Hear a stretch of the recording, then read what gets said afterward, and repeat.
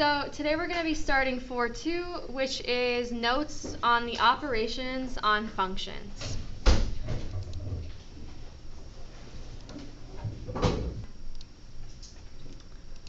So there's a few things we're going to talk about today, operations on functions, and those include addition, subtraction, multiplication, and division. We call this, the difference, the sum, the product, the quotient. And basically what we're going to be doing is we're going to be adding two functions together. We're going to be subtracting one function from another, multiplying them and or dividing them. And then you're also going to be evaluating these functions at a point, meaning that you're going to have to plug in a value at the end and evaluate it sometimes. Now, for a few of these operations, I want to talk about two things. Anybody know what's special about addition and multiplication? What's so special about those two operations? No, do you guys remember the commutative property in math? So the commutative property states that it doesn't matter which order you do something in. So addition and multiplication are within the commutative property, meaning that you can reorder them and it doesn't matter. Now, can the same be said for subtraction and division? No, because if you subtract 4 minus 2 and 2 minus 4, they're not the same answer. So that's just something to keep in mind when we go through these problems. Now let's talk about domain restrictions, which is a big part of this particular section, this unit. So when adding, subtracting, multiplying, or dividing functions, the domain consists of both x values that are common to both functions f and g. When dividing, the domain does not include any x value for which g of x is equal to 0. And that's because you can't have a 0 in the, not the numerator, but the denominator. So let's get started with some examples. So the first question says, let f of x equal 4x plus 7, and let g of x equal the square root of x plus x.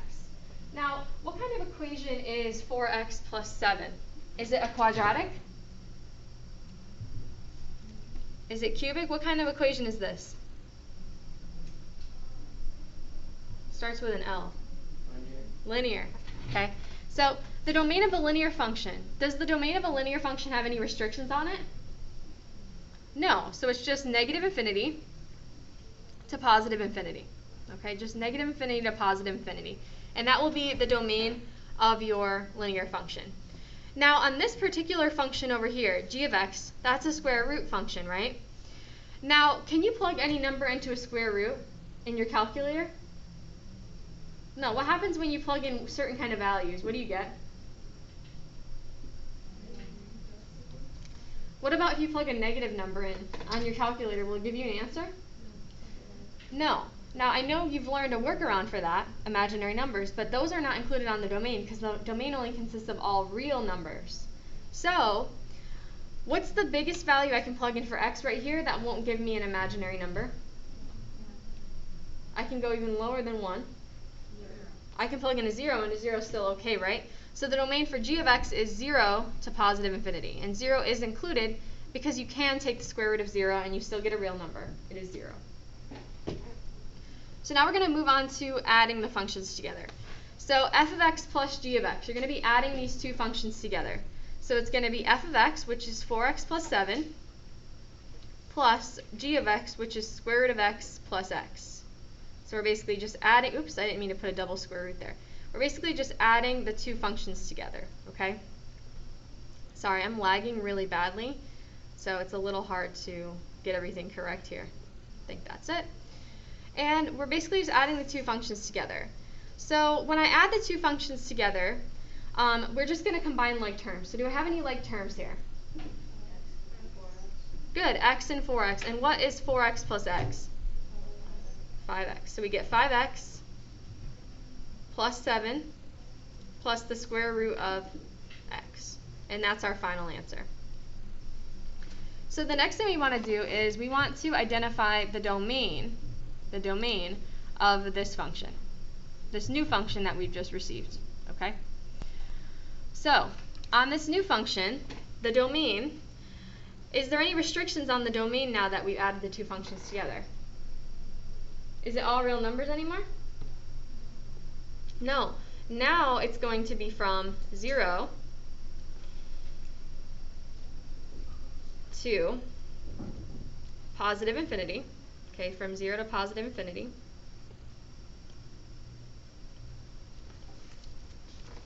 Hang on a sec. So the domain is from 0 to positive infinity here. Now there's a little typo. This should say minus, by the way, because we're going to do the subtraction. So now we're going to subtract our function. So we're going to do f of x minus g of x.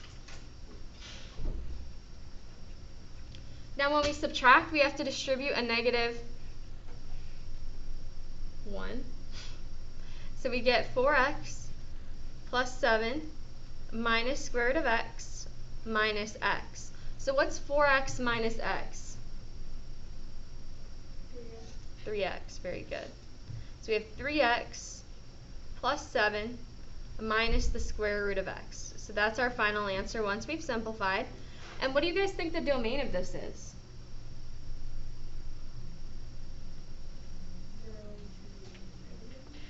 It's still 0 to positive infinity, because all we care about is what we can plug in for x, and the values that we can plug in for x haven't changed. We still can only plug in 0 and bigger numbers than 0 because of that square root. Does that make sense, everybody? All right, let's move on to another example. So the next example we're looking at is with what kind of function is f of x?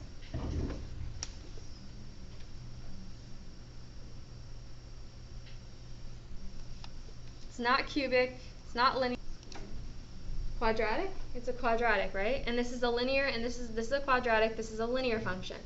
So do quadratic functions have any restriction on the domain? No. Do linear functions typically have any restriction on the domain, a regular linear function?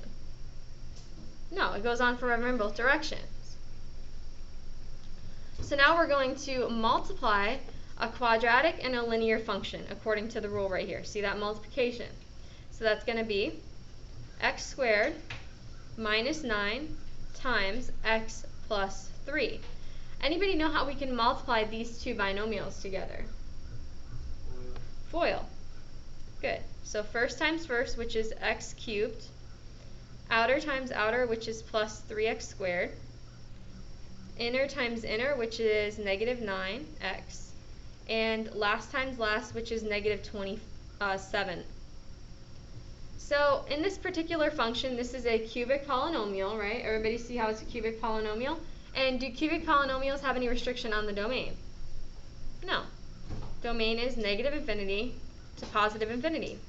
So at this stage in your math career, the only two restrictions you're really looking at in the domain are if you have an x in the denominator or if you have an x under a square root. Otherwise, you're pretty much looking at all real numbers for your domain. So the next one we're going to be looking at is we're going to be looking at function f divided by function g. So that's going to be x squared minus 9 divided by x plus 3. Now, what's really important is when you're dealing with division, you need to identify the restrictions on the domain before you go ahead and simplify anything. Okay, it's really important. So this is kind of one of the most common mistakes that students make. Now in this case, we have a numerator and a denominator. We have a variable in the denominator. Now, we can't have a what in our denominator in math? We can't have a 0, but because we have x is dangerous if we don't know what it is, because x could be something that would make the denominator 0, right? So we have to figure out what value exactly for x could make that denominator 0. So you can do this by simply setting your denominator equal to 0 to find out what x value would make that denominator 0. So what do you guys think? What x value would make my denominator 0? Good, x equals negative 3. We can't have that because it's going to make my denominator 0. So my domain is all real numbers except for, so you just say x not equal to negative 3, because it's not equal to it.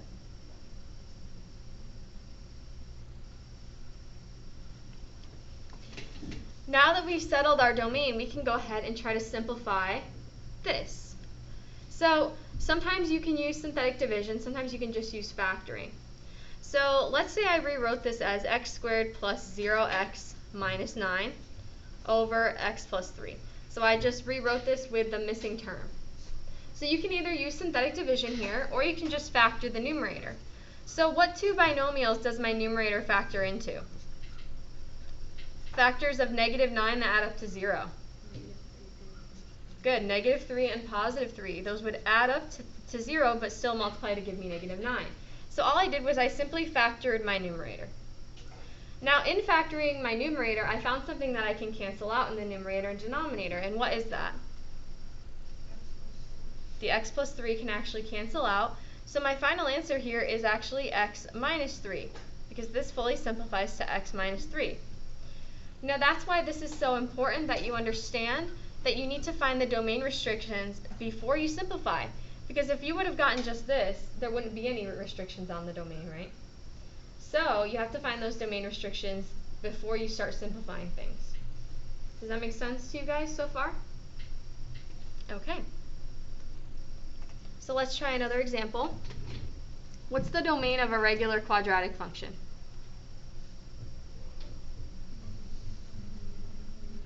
Good, -infinity to +infinity. And what's the domain of a regular linear function? Yeah, no restrictions. The only restrictions you guys know of so far are 0 in the denominator and square root of a variable. So now we're going to have to multiply these two functions together. So in my opinion, the easiest way to multiply a trinomial and a binomial is to use the area model. But you use whatever method you have learned otherwise.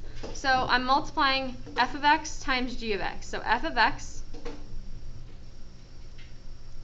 is going to be multiplied by g of x, like that. So I'm just going to multiply the corners. So 3x times 3x squared is 9x cubed. 3x squared times 1 is 3x squared. 3x times -11, x is -33x squared. 1 times -11 is -11x. 3x times -4 is -12x. And 1 times -4 is -4. Now from here, you're going to check and see if we have any like terms to combine, which we do. So that leaves me with 9x cubed minus 30x squared. And then this was a +12, or that was a -12, yeah. I messed up my sign with that. So that's a -23x minus 4. So this is our new polynomial, cubic polynomial, and does it have any restrictions on the domain? Yes or no? No. No domain restrictions on a polynomial function like that. Now we're going to look at the division of the two. So we're going to take f of x, which is 3x squared minus 11x minus 4, and we're going to divide that by g of x, which is 3x plus 1. So now from here, we have to figure out, we have a denominator, right? So we have to find a restriction on the domain before we simplify. If you have a denominator or something like that, you have to check the domain first. So what should I do with my denominator to figure out my restrictions? Good, we're going to set our denominator equal to 0. And then we're going to just solve for x. So I divide both sides by 3. And that gives me x equals -1/3. So this is what our function cannot be. And that cannot be the case because you can't have 0 in the denominator. You can't divide by 0. So my domain here is all real numbers except, I shouldn't say except, I'll just say x is not equal to -1/3. Okay, x is not equal to -1/3. So if you have a denominator, always set your denominator equal to 0. Find out what x cannot be, because that will make your function undefined. That's what we call it. So now that we've done so, we can now simplify our polynomial if possible. Now, this is a polynomial on the top. It's a quadratic polynomial. Anybody have an idea on how I can factor this? I can use the AC method, right? So I can multiply here. So that's going to give me x squared minus 11x minus 12. And then I can factor this into two binomials. So I'm just factoring the numerator. So what are some factors of negative 12 that add up to negative 11? Good, negative 12 and positive 1. But am I done factoring? No, I need to do what now? I need to divide by the a that I multiplied by. That's how you do the AC method. If it divides, you let it divide. If it doesn't, you bring it back into the front. Remember that? Now all I did was I factored the numerator.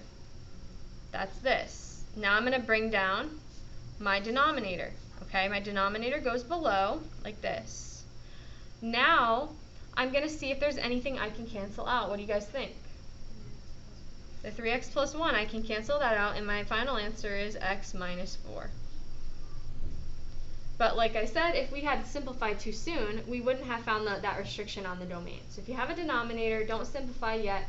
Set your denominator equal to 0 first. Does that make sense to you guys so far? Okay. So we're actually going to do compositions after lunch.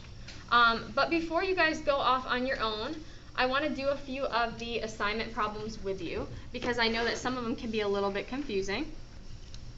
So I'm just looking at the assignment that goes with your lesson, which is 4.2, and I'm looking at number 1 in that assignment. So go ahead and open up to that if you haven't already. I'm going to go over a few of these problems so you have an idea on how to.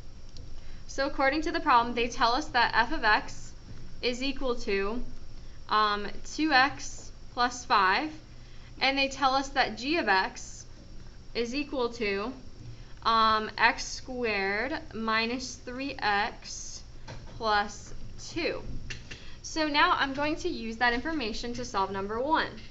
So it tells me that I need to multiply my f of x function by 3. So 3 times my f of x function. And then once I get that answer, I'm going to subtract away 2. So I'm going to use the distributive property. That's going to give me 6x plus 15 minus 2, which simplifies to 6x plus 13. Now, this is going to be a linear function, right? And do linear functions have any restrictions? No, so the domain is negative infinity to positive infinity. So that's how you do number 1. All right, let's go ahead and try number 2. So number 2 says we're going to take f of x and subtract away g of x. So f of x is 2x plus 5 minus g of x, which is x squared minus 3x plus 2. And then don't forget we have to add 10 at the end. But that's not being subtracted, you just have to add it at the end. Now keep in mind when you subtract away a whole function, you're subtracting away each and every term. You need to distribute that negative 1. So this becomes 2x plus 5 minus x squared plus 3x minus 2 plus 10. So I distributed the negative 1, and now I'm at the stage where I just combine like terms. So I'm done with this term. I'm combining the x's. 2x plus 3x is 5x. I'm done with the x's. Now what's 5 minus 2? 3 plus 10? 13. This is a quadratic, right? Quadratic trinomial. Any restrictions on that? No restrictions. Domain is negative infinity to positive infinity. So go ahead and write that down if you haven't already. And the last few that we're going to look at, we're also going to look at 3 and 4. So number 3 says we need to multiply f of x by 4, and we need to then multiply g of x by 2, and then add those two together. So let's see, 4 times 2x plus 5 plus 2 times g of x minus 3x plus 2. So I'm basically multiplying these together and then adding them. So I use the distributive property here and here. That gives me 8x plus 20 plus 2x squared minus 6x plus 4. There are no like terms to 2x. 8x minus 6x is positive 2x. And what is 20 plus 24? I always do that one. 20 plus 4 is 24. So this would be your simplified polynomial. What's the domain? All real numbers, negative infinity to positive infinity. No restrictions. You guys starting to get the hang of the multiplication ones? Alright, now we're going to do an evaluation one. So lastly is the evaluation one I want to show you guys. So that's going to be this question over here. So we need to multiply our g of x by negative 2 and then add it to f of x. So let's do that step first. So it's going to be negative 2 times g of x, which is x squared minus 3x plus 2, and then we're going to add that to f of x, which is 2x plus 5. I use the distributive property. That gives me negative 2x squared plus 6x minus 4 plus 2x plus 5. I combine like terms. Done with this, combine these two, and combine these two, which is plus 1. So check over my work. I think I did it right. I don't think I made any mistakes. We're not done though. We then need to evaluate the function at 3. So if I'm evaluating, excuse me, evaluating a function at 3, what am I going to plug in for x? 3. But before we do that, let's talk about the domain of the original function here.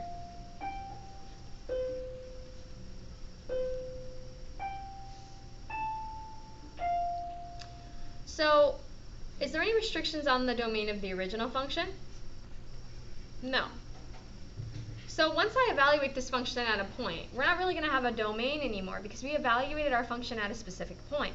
So this is going to be 3 to the second power, which is 9. 9 times negative 2 is negative 18, plus 8 times 3, which is 24, and then we're going to add 1 to that. So this becomes 6 plus 1, which is 7. So the final answer you get to this question is 7. So you just evaluate it at 3.